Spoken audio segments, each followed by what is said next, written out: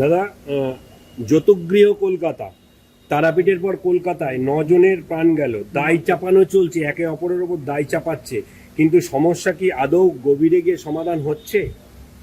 দেখুন, অগ্নিকাণ্ড একটা ভয়ঙ্কর দুর্ঘটনা। এবার তারাপীঠের পর আবার কলকাতার বুকে ঘটেছে, ফলে এটা নিশ্চয়ই পুলিশ প্রশাসন তারাও দেখবেন, সকলেরই সতর্ক থাকা উচিত।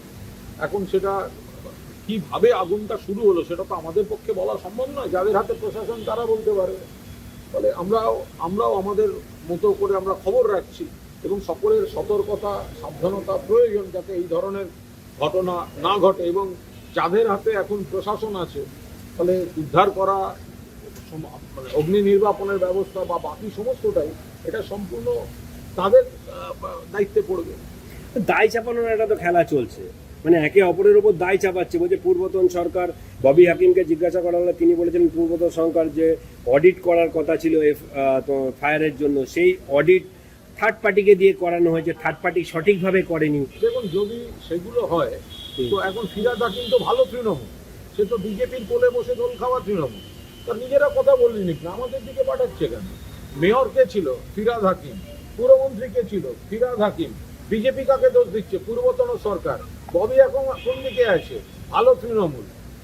ভালো তৃণমূলের পৃষ্ঠপোষক কে? বিজেপি। বালিশছাড়া তৃণমূল। তো এই বালিশছাড়া যে শিবিরদের বালিশছাড়া তৃণমূল। তো সুতরাং তো ববি হাকিমের দিকে যদি ওরা অভিযোগ করতে যায়, ওরা নিজেরা কথা বলেনি, ওরা তো এখন মাসতুতো ভাই হয়ে আছে। বলছি ভিন দেশি এবং ভিন রাজ্যের মানুষদের প্রাণ গেছে, মানে এই রাজ্যের মুখটা কতটা পুড়লো? না, এটা তো খুবই দুর্ভাগ্যজনক। একটা মানুষের মৃত্যু যেভাবেই হোক, জারি হোক, এবং বাইরের হলে তো আরো মানে তার একটা আলাদা অন্য ধরনের বার্তাও চলে যায়, মানে খুবই খারাপ। কেন হবে কেন? এবার সেখানে সেই হোটেল বা আমি জানি না, আমরা জানি না সেগুলো, তাদেরও সাবধানতা দরকার। ধরুন তারাপীঠে আগুন লাগলো, আরে উদ্ধার তো করবে, বার তো করবে। তো এখানেও যদি একটা আগুন লেগে থাকে তো মানুষকে সাবধান করে সেখান থেকে বার করা হবে না। সিএসসির কাদের দায় চাপানো হচ্ছে, দোষারোপের পালাতে? এইভাবে আমরা মন্তব্য করতে পারবো না, তার কারণ হচ্ছে এটা সরাসরি কোনো রাজনৈতিক ঘটনা, মানে প্রতিক্রিয়া দেওয়ার জায়গা নয়। অত্যন্ত মর্মান্তিক একটা দুর্ঘটনা। যারা মৃত তাদের পরিবার এখন শোকাহত। এখন দায় নিয়ে ঝগড়া করার সময় নয়, আগে নির্দিষ্টভাবে চিহ্নিত করা উচিত কেন হয়েছে, কি হয়েছে, মনিটরিং এ কোথায় গাফিলতি ছিল।